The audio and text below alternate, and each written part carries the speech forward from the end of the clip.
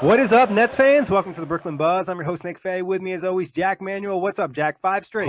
Holy points, Nicholas. Holy points. Holy points is right. 144, 127. Win over the Hawks. 5 straight wins for the Nets. I think this is the first time since like 2015 or 2013, something like that.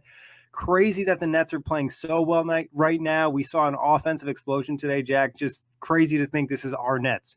Yeah, I mean, we are becoming a somewhat elite offensive team. I hark back on on a couple of podcasts in saying that for the Nets to be a playoff team, they're going to have to be top 10 in one of the areas. And early in the season, we had that sort of we were in that top 10 range, playing very good offensive basketball. Then we had the 8-game losing streak, and we dropped down a little bit. But the past few games, defensively, I think it has fed us as well. I think that both things have worked quite well. But the offensive game and the way the ball is moving and the way the shots are being made and the ball movement is just a thing of beauty. And it's something that, we're turning into a Houston Rockets type, and we're playing very modern, very aesthetically pleasing basketball. Yeah, 100%. And 144 points will definitely boost you up in the offensive rating category. So I'm kind of interested to see where the Nets sit tomorrow. But like you said, also kind of similar to some of the good teams. Now there's more than one good player that you're expecting to put up points. The last 2 games was Dinwiddie. Tonight, DeAngelo Russell, 32 points, 13 and 19 from the field, 7 assists, very controlled, probably one of his best games ever as a net. What made it his best game ever as a net, Nicholas? The stat line is very balanced, no turnovers, couple of steals. It seems like he was just able to read what the game was giving him, as we sort of said about him as criticisms before, and sort of just be able to make an impact on all facets. Yeah, he was just like completely in flow. Everything was in sync.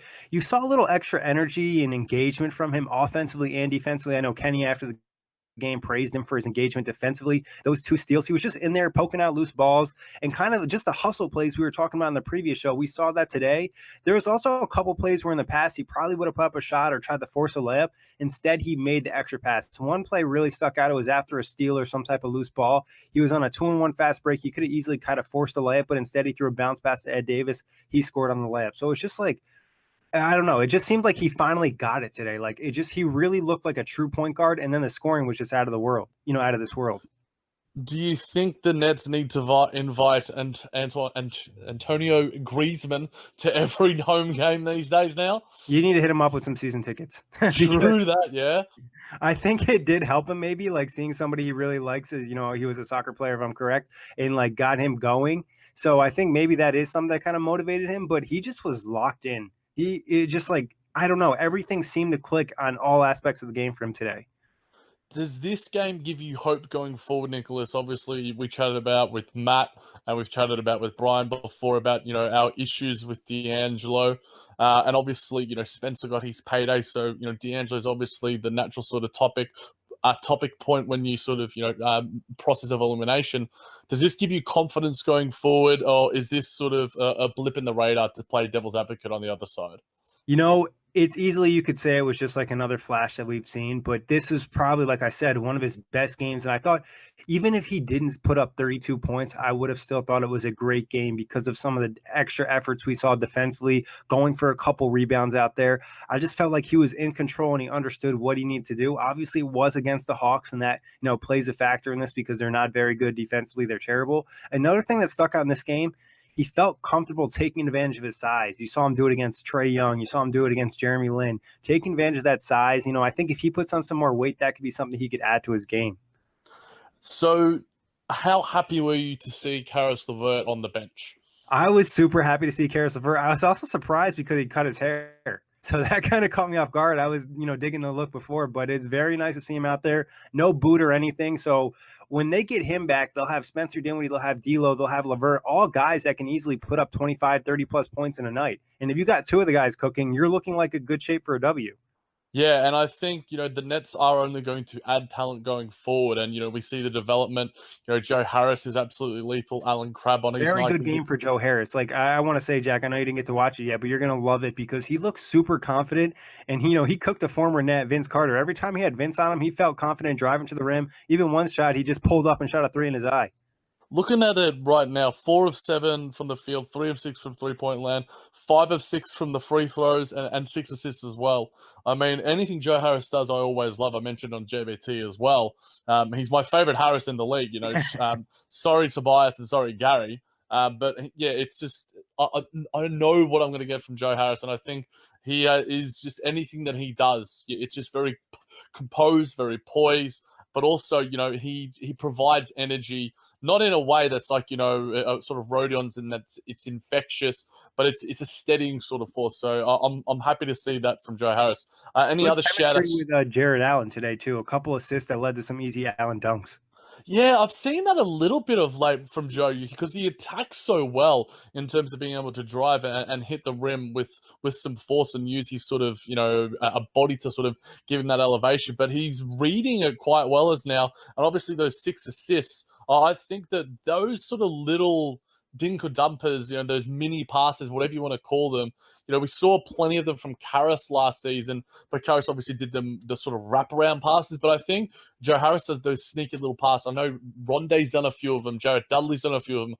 I think that because we attack the rim with such ferocity and we attack so relentlessly, they are going to be some easy assists down there if our players do have the awareness. But also, it can be a dangerous pass because if the opposing team gets it, it can lead out into transition offense for them, and transition defense is going to be tricky, down low. So I'm interested to see how we keep sort of maintaining that aggression. Yeah, no, it's definitely something you have to be careful with. Anytime you turn over live ball, turnovers are terrible. I think also some credit to Jared Allen because he does a good job of finding space for guys, putting himself in a position where he can get the pass. Definitely. I think Jared Allen, even when he isn't having the offensive impact, he still knows where to be. And I think that that's an awareness or just a general IQ is going to keep on increasing for him. But Nick, any other standouts for you in this, absolutely gargantuan performance? It literally going through the entire plus minuses, plus 27 for DeAngelo Russell. Our boy, Rodion's Kuritz, plus 21. What did he do well tonight? He started off a little bit slow, but then you just saw, the regular Rodion things, bringing the energy, getting in the fast break, getting in transition, cutting to the rim. There was one play, DeAngelo got in the paint. He kind of just slipped past the defense. DeAngelo hit him right under for a nice little lay-in. So Rodion's just kind of did his thing today, just he's kind of developing, keeps kind of giving that little juice, like you mentioned, bringing that energy to the team. I thought Rondae had a really solid game early on too, attacking as well. That first quarter really set the tone though for the Nets. They dropped 44 points. They were just playing lights out. Atlanta looked like they were just, a deer in the headlights in the first. Yeah, I mean, you want to set the tone. We sort of talked about our worries with Matt, who was at the game, mind you, as well. Shout out to him. Shout out to our boy. We wanted to set the tone early and sort of, make an impact. And obviously the second quarter was a little bit of a worry. But how was Rondae as well? Nice little box score for him as well. He continues his solid form and getting back to that consistency that we know and love from him. Yeah, a lot of activity in the paint. A lot of his shots came in the paint, driving to the rim, getting to the free throw line. That was one big factor for the Nets. I think they shot over 30 free throws. It was Dinwiddie, it was Rondae, it was Joe Harris, just all the guys attacking the paint inside. Atlanta really didn't do a good job, and when they tried to recover, they were in bad position and ended up fouling.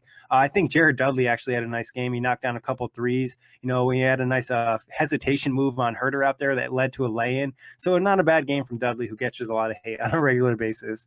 Yeah, let's talk a little bit more about Joe Dudley, Nick. I think, like you mentioned, he does catch a lot of hate, but I think he's been absolutely awesome for the franchise overall in terms of, endearing himself to the fan base, giving away the free tickets, responding to, just random tweets and such, and just being a really respected veteran and a guy that I think has made our organization better.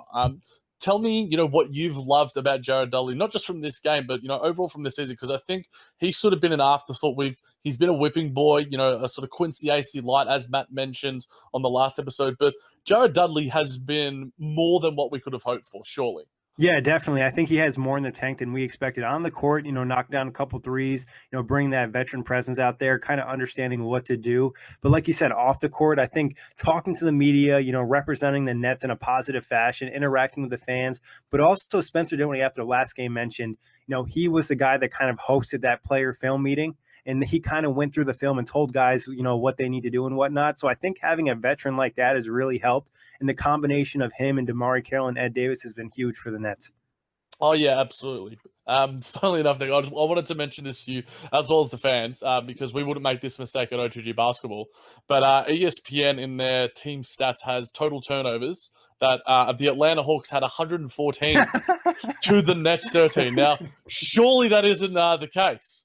No, it was not the case. If you check NBA.com, the Hawks had 14, the Nets had 13. That You know, extra one, man, gosh. yeah, they added a one, but it was just not a great game from the Hawks. They did a couple guys knock down threes. I think that's what kept them in it. They shot 14 and 29. Guys like Dwayne Dedmon, I think, shoots 25% on the season, knocked down like 3 or 4. So it's not like Atlanta was great or anything. They did knock down a couple threes to keep them in it. They had that big second quarter, but other than that, not very impressive performance from them. Yeah, and tell me a little bit more about the offense overall for us, because Coach Kenny spoke about it after the game in terms of seeing that ball movement. What were some highlights for you? What sort of was it the first quarter that sort of set the tone for that initially? Yeah, I think the first quarter set the tone. It was the ball movement, it was the player movement, it was constantly getting inside. We saw this a lot in the Wizards game. The Nets ended up taking a lot of shots in the paint right in front of the rim. It wasn't even like there was a defender there, or if they were, the Nets already got themselves in a position to make that shot. And then when they didn't, they ended up at the free throw line. So I think it was constantly just working inside out, ball movement, good screens, taking open shots, making that extra pass. I think the offense, like you said, Jack, is just really in sync, and it's just something fun to watch right now. Yeah, I mean, a lot of people outside, the net stratosphere always marvel at how the Nets play basketball, and they'll always enjoy watching them. I know Corey mentions it regularly on the outlet. I know my boy Nick Busing loves it from JVT. But in terms of the defense, Nick, there wasn't obviously a lot of defense played, but Coach Kenny did mention, the fact that, DeAngelo was active defensively. Was it just the fact that Atlanta were making shots, or was this just like a very modern game of basketball where it's just like no defense, shots were just being made?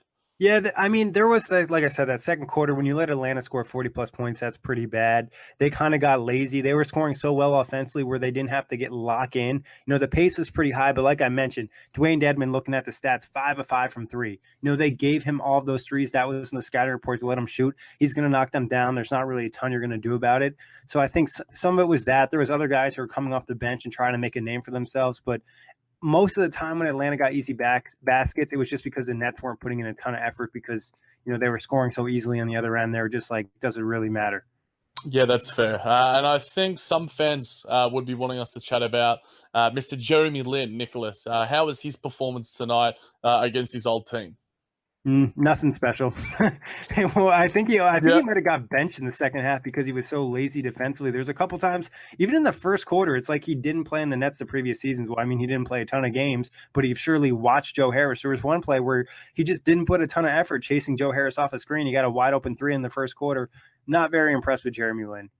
Yeah, I mean, we know why he was traded. He made some sort of not necessarily striking comments, but it was like the message that he had was like, I didn't want to be traded. It was a surprise. This shouldn't have happened. I wanted to be in Brooklyn or whatever. But with a little more bite to it than I would have expected. He said that, when Coach Kenny made the call, I believe that he was just surprised to hear it. But I think that we all know that we've wished Jeremy Lin well. He's performed pretty well for Atlanta. I know you mentioned on a podcast with Alex Golden that he'd be a nice fit in plenty of other teams that are looking for sort of just a makeshift guard, just a backup guard. Got the teams like Phoenix. There's plenty of even Atlanta, even Orlando. So he hasn't had a horrible season, but if he was with us right now, we wouldn't be seeing the flourishing style of guys like DeAngelo Russell and Spencer Dinwiddie. Yeah, well, there's already plenty of talk about Dinwiddie and D'Lo not having enough room in the backcourt. Imagine adding Lin and his, stance to the mix. I think there'd definitely be some issues. I know some Atlanta fans had mentioned and writers that Jeremy Lin has kind of struggled after an ankle injury, so maybe he's a little bit off because his numbers definitely looked a lot better, going into the game. I think he's just maybe not super motivated playing to Atlanta. It gets tough after, losing all these games and just playing a ton of guys that are outmatched every night. Yeah.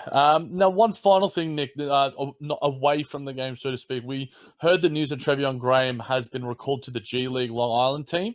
Do you expect to see him in the next few games suiting up for the Brooklyn Nets? Yeah, I mean, we know the Nets love to players back slowly, and there's no rush to add somebody to the mix right now. So I wouldn't be surprised if they give him plenty of time. We don't see him for a few weeks, or maybe we don't see him to January, because the mix right now at the Nets is great. But Trevion will definitely give them some more toughness and defense, some nice energy and hustle plays too.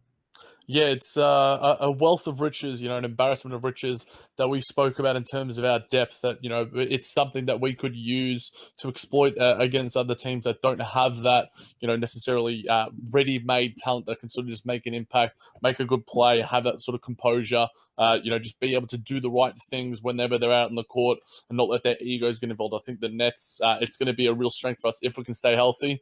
And like you mentioned on the outlet, which I suggest everyone also subscribe to on iTunes. The Nets are going to get Caris LeVert back at some stage. And when that happens, obviously, we hope DeAngelo Russell's at his peak, then Spencer Dinwiddie's at his peak. But you add in who, I think a lot of people would say is our best player as well, then it's only going to get better. So I think things are on the up, but, the next step is the Lakers, I believe. Yes. So the that's Lakers going to be and the Bulls, and we got a back-to-back. So it's going to be interesting to see how they handle a back-to-back after some success. But I also just want to give one quick shout out to Ed Davis, who I forgot to mention before. Had a very nice game, 10 rebounds. We also saw him get up for a couple dunks, threw in 5 assists too. So Ed Davis played more minutes than Jared Allen, who dealt with foul trouble today. Very impressive thing, adding to that depth, adding to that toughness talk. But Jack, what do you think is going to happen in this upcoming back-to-back with Chicago and LA? There's a part of me that's a little bit worried, Nick, because I know how poorly we have performed notoriously over the past few years on back-to-backs. I just want to see, the consistency that we have shown. That second quarter, I guess you could call an aberration. I'm going to watch the game as soon as we're off here. But at the same time, you can't have those lapses against a team of the quality of the Lakers. You could easily say they are the second best team in the Western Conference right now. Golden State are head and shoulders above everyone else, but everything under that, who knows? So I think we're really going to have our A game on. The Bulls are starting to play some decent basketball, that nice little win against San Antonio. So it's not going to be easy. I think we are a better team than Chicago by far and away. But we need to be able to, because on any given day, any team can beat, another in the NBA. So we need to just take each game, each quarter as it comes and sort of let it play out. But, if we can play the way that we did, we're going to need to tune up the defense a little bit, because the Lakers, they love to run as well. And our transition defense is really going to need to be on. So it'll be fascinating to watch. LeBron James is going to do his thing, but what is the support going to be like? Lonzo's feeling himself now. I'm very intrigued to watch we always love watching DeAngelo against his old team. Yes. I think that's always a general storyline. But Lonzo versus DeAngelo is certainly going to be one to watch. I think D'Lo, with some momentum now, hopefully that bodes well for him. Yeah, it's going to be really interesting. And the last back-to-back was probably the most successful one in years. And that was against Toronto and New York. So now going against 2 other major cities in LA and Chicago, it's going to be interesting to see how they bounce back. And it's going to be almost a similar kind of thing where LA's a top team in the West. Chicago's one of the bottom feeders. But can you take care of business and beat both teams? LA just played a bad game against Washington, so I'm sure they're going to be motivated. Also probably spending a night in New York City, so maybe the Nets could capitalize on that. Yeah, I mean, maybe Bronny's taking them out to some cool wine bars or something like that. We can only hope. But Nick, any final thoughts before we end this one? I mean, I think I just want to say how good it feels to have the Nets on a 5-game winning streak, and things are looking so positive for the team. And I know the fan base is extremely happy. And the fact is the team is coming together and they're gelling. And I think it's finally starting to come together what Sean Marks and Kenny Atkinson really expected. Yeah, I think Anthony Puccio tweeted out a couple of days ago when we had that 4-game winning streak that the last time that happened, we did make the playoffs. So, yeah, I think it was the 38-44 season. So that's right. That's right. Who knows? I mean, where there's a will, there's a way. The Eastern Conference is an absolute shit show, as is the Western Conference, but for different ways. But, I think the Nets are really starting to get motivated, and really find their groove on the offensive end.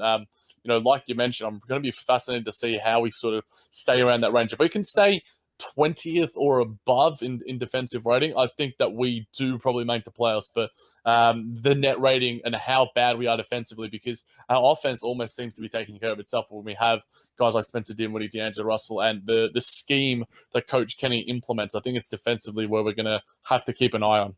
Yeah, and that's where I think getting Caris LeVert back is going to make a big difference, even the addition of Trevion Graham. And you mentioned the NBA outlet before. My co-host Corey Waldron actually picked the Nets to squeeze into the playoffs on that 8th seed. So we'll see what happens. Yeah, I mean, he's speaking into existence. We appreciate our boy K-Wall.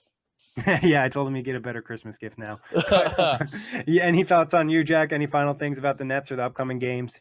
I'm enjoying it, Nick. Each game as it comes, make sure, always following the different spots. I'm going to be putting out some different player threads as well. I think most people are clamoring for a DeAngelo Russell one, so I'm going to put that one out in a space of a few hours. So for all our American listeners, when you wake up tomorrow, be sure to check me out at the J-Man JBT.